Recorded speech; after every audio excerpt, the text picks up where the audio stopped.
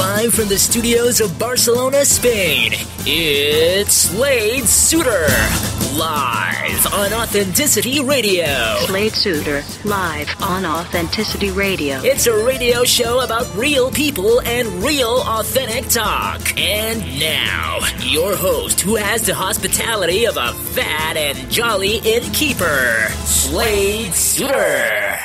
Welcome, this is Slade Suter, your fat and very happy innkeeper today. Rising from the ashes of divorce, reclaiming your life, and healing your spirit after the painful journey of separation and divorce. If those words sound familiar to you, then you will be very, very pleased to know that I have the heart doctor herself, Beth Tiger, returning for another interview. This time, we're going to talk about her book. Beth is a person who has walked the talk, and she is back with us today to share with us her miraculous story of how she has made it through divorce with you. Welcome, Beth Tiger. Welcome back. Thanks, Slade. I'm so glad to be here with you today. Well, it's good to have you back. You know what? And you are one of those people who I feel extremely comfortable with. And I believe that I'm not alone. I believe that you have this presence to you of helping people just to really, really kick back in your presence. You know what? I have been told that before. I have a very casual way about me, even in my work, and it doesn't mean it's careless, but it's easy because I love to create community. So I love to be around people. I genuinely like to get to know who they are, and I like to awaken in them their potential. So it's really fun for me to have new relationships and meet new people. So the last time that you were here with us, we were actually working on a program together about faith, about the original spiritual message versus religion and house cleaning. And that was a really wonderful and loaded program that many people enjoyed. And this time we're getting together and we're talking about your book. Yeah, my first book. Beth Tiger. I'm really excited about it. You are an author. I am now an author. It's been a long journey to get here, but I'm really excited. I actually know what you mean. Oh, my goodness. Yeah, you and I have talked about that. It's, you know, the road to writing a book and seeing it come to fruition is an arduous process, but it's really fulfilling, really fulfilling. Well, let's get to your book. Okay. Yeah. Now, walking the talk means that you have actually walked this experience. So the beginning of this book, it wouldn't have been possible for you to write unless you actually went through this painful experience of divorce yourself. I did. I am actually divorced twice. I was married very young and divorced very quickly within a matter of months to my high school sweetheart. We were in our early 20s, and we got married and looked at each other and almost literally within a month got divorced. And so I never thought of that as a marriage, and I never considered him my husband. It was almost as if it were a breakup. But it's a part of my past, so I always let people know that, because I think people need to know that you blow it, you make mistakes. But my marriage, I was married for many years, and I had 2 beautiful children with my ex-husband, and it was a very painful marriage and subsequent separation. And I moved out and didn't know what I was going to do for a living and didn't know how I was going to take care of my children. My youngest one was 2 years old, so she was a baby, and I had to kind of get to my feet and get through the process. And when I did, I had some amazing coaching. I was introduced to coaching, and I have a very strong faith practice, and I started applying principles from the Course of Miracles and really doing some transformative work and found that my life was actually better than I could have ever imagined it, having gone through this hellish experience. And it was a really hard and scary experience. And so I wanted to give back. I wanted to be of service. After about 4.5 years of being separated, divorced, and then in a new relationship, I felt that being of service was a very big component to my happiness, to the joy that was coming into my life, to the abundance that I was receiving. So I actually walked into a church. I wasn't a parishioner there, and I offered to donate 1 hour of my time to speak to the divorced and separated group there, because it was a very flourishing community. And the ministry leader said, "We're really short-handed. Could you volunteer a few sessions with us just to be a facilitator? I have a whole program done." And I said, "Sure." And so you walked into a prepared program from someone else? Yes, I did. It was for newly separated people. And I thought, yeah, you know what, I'll give up my time. I'll facilitate some small groups. I'm a coach. I can do that, and it'll be my gift back. And when that group ended, the ministry leader came up to me and said, you know, we're hearing from so many people that they want to come back. They want to be with you, but they want to do something like a second step for, you know, they're now separated, or they're divorced, and they're facing all of these other issues. Would you be willing to do that for our ministry? And I said, oh, yeah, you know, just set a date and I'll work it out. And about 2 weeks before I was supposed to go, she notified me that it was going to be 8 weeks in length, and it was going to be 2 hours each time. So that was 16 hours of material that I had to sit down and come up with. And I went, oh, my goodness, what did I do? And I walked into the first flying solo group as my give back, and it transformed my life, not only the lives of there were 12 people there, but I didn't even realize that by being of service and by creating this, I was actually changing my career.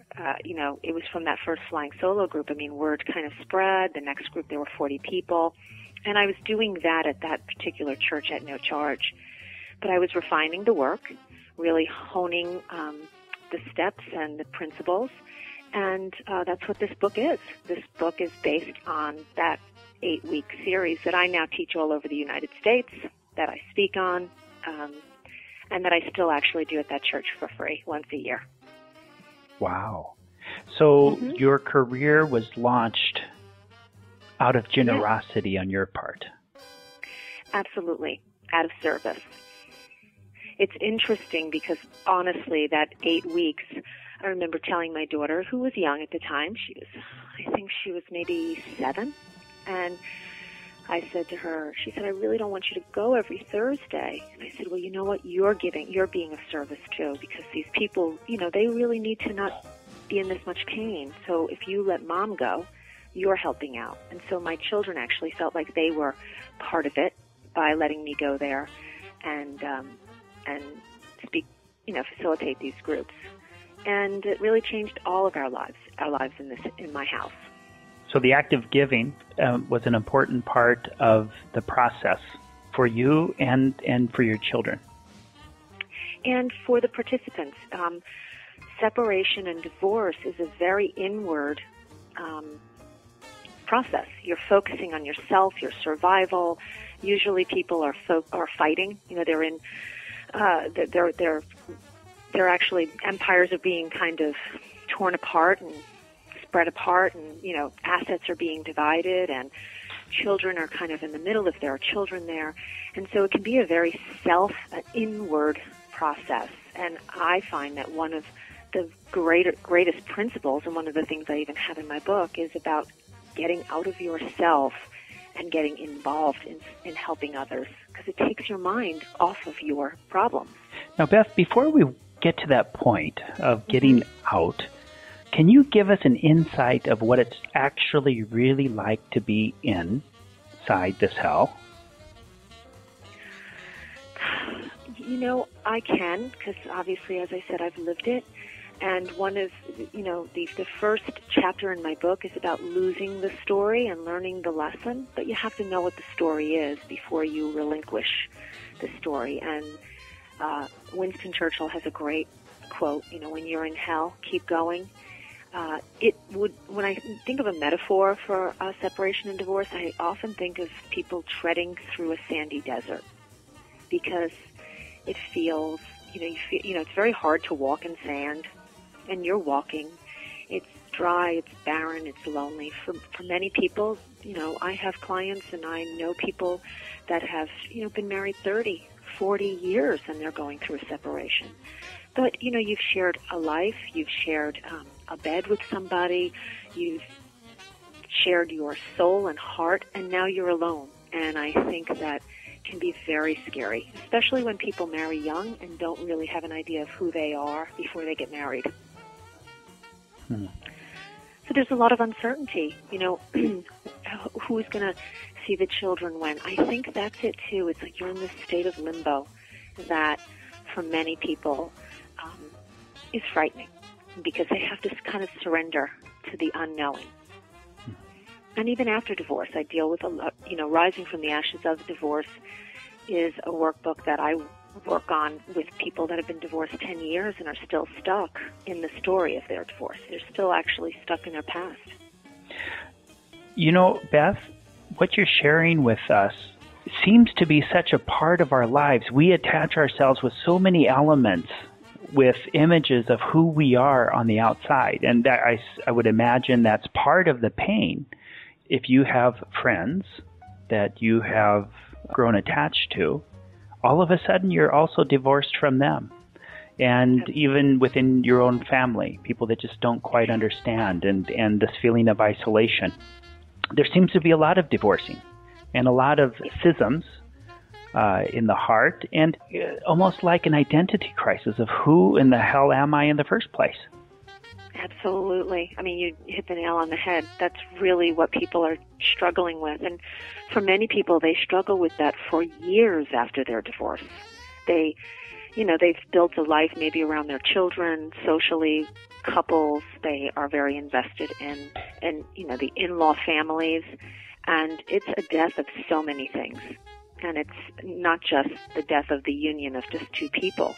So when a person physically loses somebody, they usually do not lose the support system in which they're in or the community in which they're in. But divorce does that. You oftentimes lose the community that you're in. Things shift for you.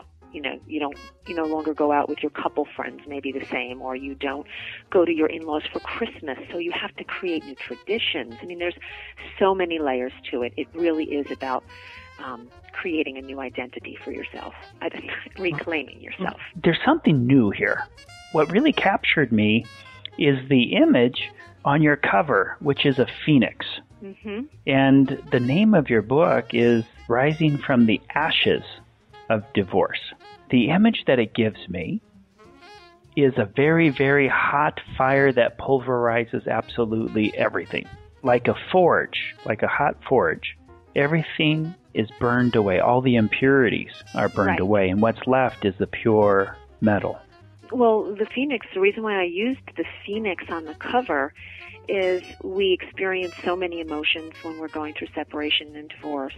And I think anger is an amazing emotion. I think it's a great tool, and I encourage my clients to use it constructively instead of destructively. But when you think about anger, think about flames and fire. The image of a phoenix is it can't ever be burned away. Like you said, the impurities get burned away. The things that no longer serve us get burned away. But our timeless, beautiful essence is changeless. It's forever.